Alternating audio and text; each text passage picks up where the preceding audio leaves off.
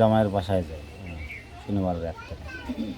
ওখানে যাওয়ার পরে জামাইয়ের ওখানে আমার কিছু টাকা ছিল, তো টাকাটা নিতে যাই আমি।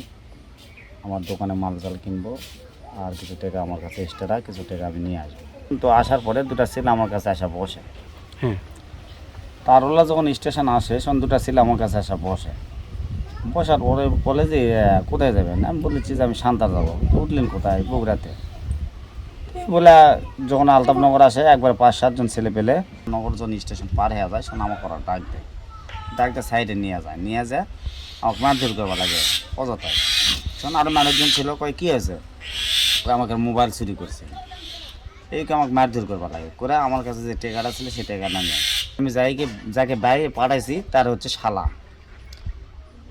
তার শালা তখন উনি আমাকে যখন কয় যে চিনা পারছে তা নিলে আমি ওখানে তখন ওদের বলি যে ভাই আমার অপরাধটা কি? কয় আমার ভগ্নপতিকে নিয়ে যা, তুই কষ্ট কর না, তোর ভগ্নপতির তো কাজ পাইছে, সব পাইছে, আমার হতে একটু দেরি হচ্ছে, কাজ তো দিয়ে দিছে। কয় ওটা আমার ভগ্নপতি তো বলে দিছে, তোকে যেটা পাবো সেটা তোকে জব করবো। এটা কথা হলো।